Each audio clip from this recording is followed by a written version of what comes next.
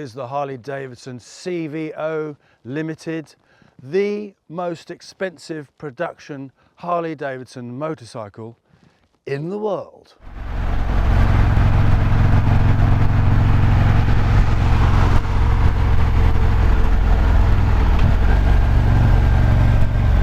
The Harley-Davidson CVO Limited costs £37,495 in the UK. We've got it in this bronze colour here. You can also get it in a blue-black fade.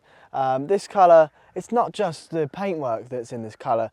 You can see all the different parts around the bike, the exhaust, the footboards, the grips, everything has got this sort of finish on it. And to me it looks like black chrome. But they call it bronze. I think it looks really nice. And we've certainly had a few people looking at this bike whenever you stop somewhere. And if you go for the other colour option, you get a little bit more chrome. So this is a little bit more military looking. The rake on this is 26 degrees. The fork angle is actually kicked out to 29.9 degrees, so it looks like it's not as steep as it actually is. The trail is 170 millimeters, which is quite long. The trail gives you your high speed stability, and you do feel very confident riding at 80 or 90 miles an hour. Of course, we only do 70 in the UK. I'd never go above it. But if you did, you know, you'd have to be on a track or the Autobahn, and we have access to a private track which runs right the way across the UK.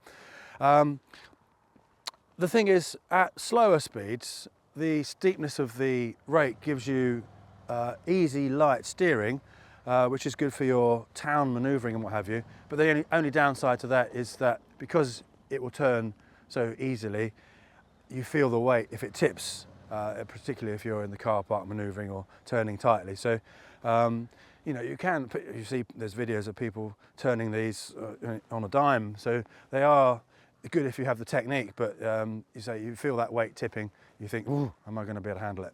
The seat height is 760 millimeters or 29.9 inches. I'll sit in it, how do I do it? Oh, go through the middle. And as you can see, for me, at 6'2", this is just about right. I can get my feet on the floor quite easily.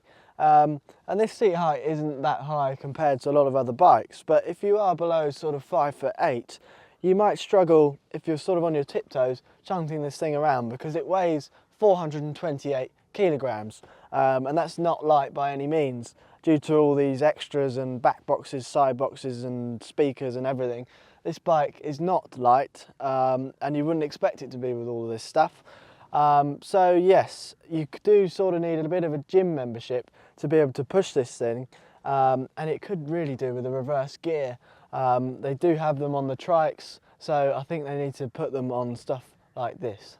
I've got this little Rode Wireless Go mic, and put it on every time the stupid wind muff thing comes off, because the design is so bad, and we got under warranty some new ones and they're still rubbish, and I've dented the flipping thing trying to get them on. So great mic for sound, but rubbish design, so don't get one.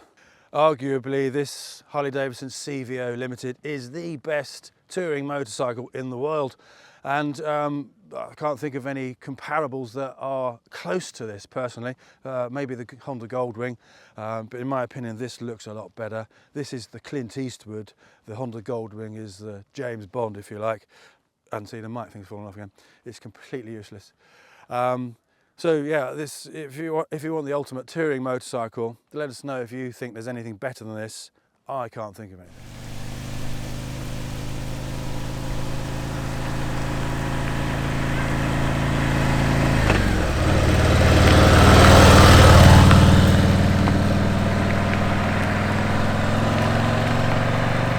The V-twin engine in this bike is 117 cubic inches or 1923 cc, which is one hefty engine, and it produces 105 horsepower at 5,450 RPM, and it produces 169 newton meters of torque, which is 125 foot-pounds of torque at 3,500 RPM. And this bike, as we say with all Harleys, they're all about the torque.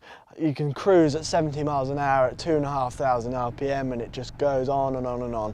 It's not about how much power it produces, because that's just absolutely irrelevant with this kind of bike. It's all about the torque, putting on all this weight and all the luggage you're going to take and the passenger. It needs plenty of it.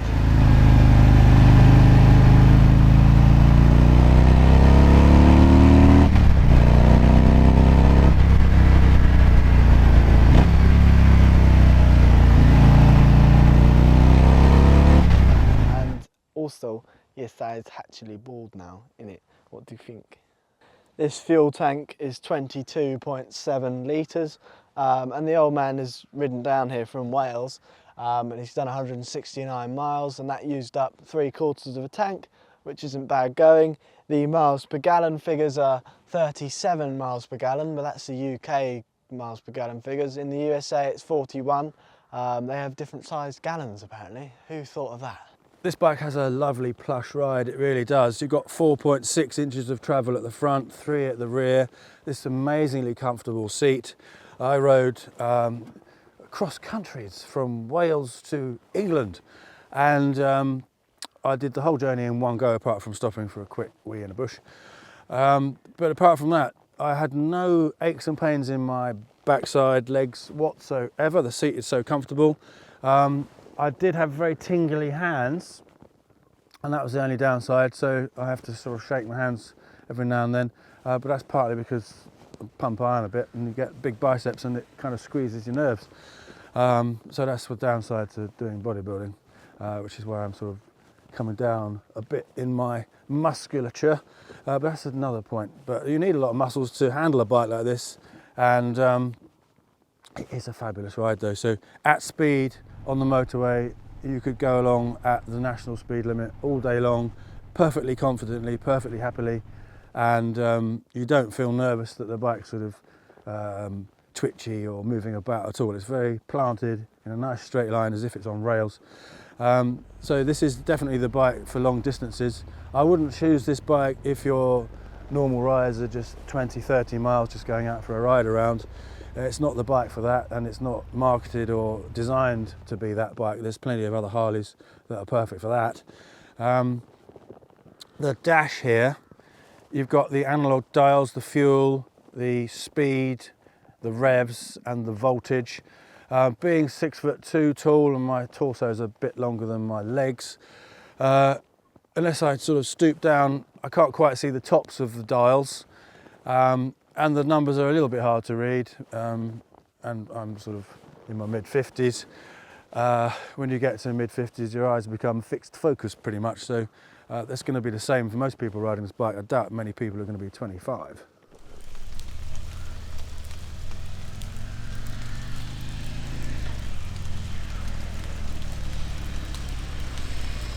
The ground clearance is 125 millimeters or 4.9 inches, and that's plenty enough in the real world to get over most bumps. In Wales, the old man's driveway is basically a farm track, and right at the top of it there's this nice sort of double bump, which is quite a lot of bikes get grounded on it. I grounded my Softail Standard on the top of it, scraped the bottom a little bit, which rather annoyed me, and I scraped my car on it as well, but this went over it fine with no issues, which is very confidence inspiring, especially with something with this amount of weight. You don't want to get it stuck on a bump and then fall over. So if you were taking it to a bike show and you're coming off the ground and going onto some bumpy grass, it's going to be fine and it's not going to have any issues with ground clearance. Now with this, you've got your radio. It always defaults to the radio, and I'd rather it would default to the satellite navigation, to be honest. The sat-nav on this is really good. It only went wrong once. I got to a roundabout, and it's just because the map wasn't probably the latest update, and it didn't know where I was particularly, and I didn't know where I was. So I ended up doing an extra 40 miles out of my way going the wrong direction, coming here. When obviously the maps are updated, the sat nav's very good. It recalculates well. One thing I like about the sat nav is that when you're not experiencing any forthcoming turns, it sort of zooms out and you can see more of the route. When there's lots of turns, it zooms in automatically, telling you which way to go. One thing it does do, it brings up the sort of lane bars, which obscures a bit of the map, so you can't actually see sometimes at a junction which bit to take till you get to it.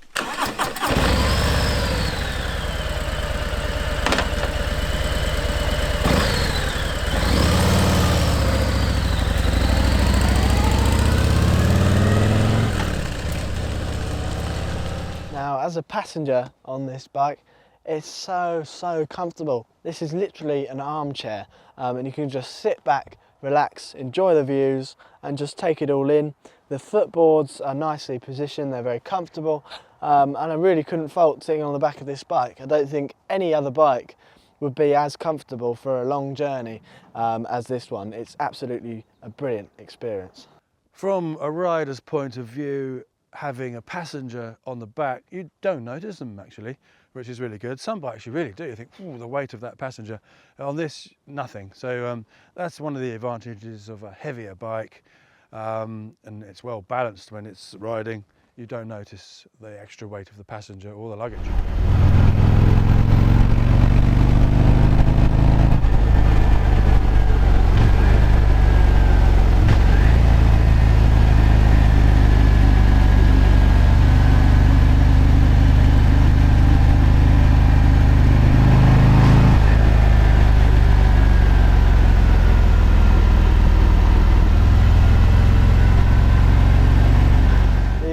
Stereo system is very good. It's very loud. We put it on going through a town and it was actually quite embarrassing because everyone turned their heads and we put it on full volume, and I'm sure they were all thinking what an absolute bunch of prats, but it is very loud, so if you are on the open road you're definitely going to hear it over the wind. Now a quick run through from the front of the bike to the back. You've got double disc brakes on the front which provide plenty of stopping power, unique alloy wheels to this bike. The fairing is very good, keeps all the wind off the rider, but as a passenger you do notice a slight bit of buffeting, but nothing to worry about. You can open these little side things to allow more air or less depending on whether you're hot or cold, and then there's a lever down there where you can change the amount of air coming through to your legs. Inside here you've got extra radiators to cool the cylinder heads, and this exhaust is very nice looking. It sounds pretty nice, it gives kind of a subtle rumble, kind of what you'd expect from a Jag. But with a nice exhaust you could open this up and make it sound like any other Harley. It's quite nice to get some end cans that gives it a little bit more throatiness. Capacity wise you've got a lot of luggage, and this rack is very helpful. You can carry even more, up to 4.5 kilos on top of there, so luggage wise you could take enough for a 2-week trip. This really is the ultimate tourer. Now when you're cruising, having footboards means you can position your feet all the way forward or all the way back, which is nice, but on the other side you've got this sort of heel shift lever as part of the gear shift lever. You can actually unbolt it, but it means on the other side you can't put your toe on the end because the heel shift is in the way.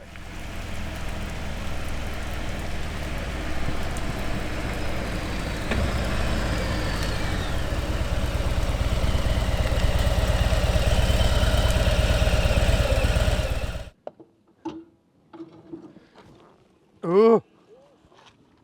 Did it, didn't it? That is on. Yeah. Now we say this so many times, but the Harley stands are they're not very confidence inspiring, especially when you've got such a lot of weight behind you. Once it's going over, that's it, it's going. So if that stand's not in place, which sometimes you can't tell if it is, it's a little bit worrying. Now once the Harley stand is in place, it locks there and it's kind of, it's not going to move. And when you get off the thing, you see it can sometimes, if you're on a slope, sort of rock forward a couple of inches, and that's what sort of makes you worry. But it's not going to fall over, but you never know. Sometimes, and it does happen, you think it's just doing its little rock and it does fall over. So it's a little bit hard to tell. And some people love these stands and don't have any issues with them, but we just can't seem to get on with them. Don't know if it's just us, but let us know what you think of Harley stands in the comments below. You've got heated grips on the CVO, and you've got a dial on the left handlebar, 6 different levels of heat. You've got front and rear heated seats and 2 different levels of amount of heat, which is fabulous. The mirrors are really good. I can see pretty much all of the road behind me, which is excellent, and that's because the handlebars are wide. If you're broad-shouldered and the handlebars are narrow and the mirrors aren't high, you tend to not be able to see anything, so that's really good. This CVO comes with the Daymaker adaptive headlights, and the additional lights come on depending on your lean angle. But the old man was riding last night in the pitch black, and he comes off a roundabout, there's no street lights in the middle of the countryside, bombs it up to 70 miles an hour, flicks the light on, and nothing, they all go off. So I don't know what's wrong with it, probably just a bulb, but that's not very good. And we couldn't see how good the headlights normally are. I assume it's probably just the bulb has gone, but you don't really want that happening at 70 miles an hour in the pitch black. Now, I rode from Wales to England on this bike, and all the way the orange engine light was on the whole journey. I don't know why. Luckily, my destination was Sycamore Harley-Davidson in Uppingham, and Chris kindly sorted it out. We went through the menus and systems, and it was an old error code apparently, unless it was to do with the light not working, I don't know. But the system is, as a rider, kind of intuitive, but not completely. So there's a few things I couldn't work out while I was on the move, and obviously I could read the manual, but I think sometimes you need to just use it and see, and that's a better experience of real life, because not everyone picks up the manual and reads it for 2 days before they get on the bike. So it's 50% intuitive, 50% need to read the manual to work out what to do.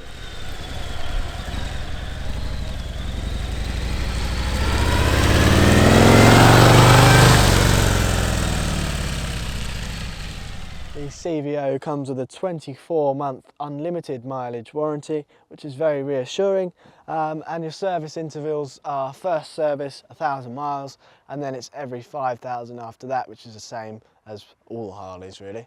One thing that's true of all our videos, we give you the essence of the bike, what it feels like to ride, how it handles, etc.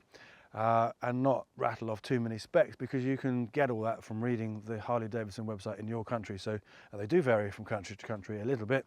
But the point of our video is that you can't tell from a spec sheet what this will feel like, but you can now, because our videos are very much about that, and we want to give the experience of the bike to you, because in some places you can't go and test ride them, especially CVOs. I've never seen a demonstrator CVO in any dealer.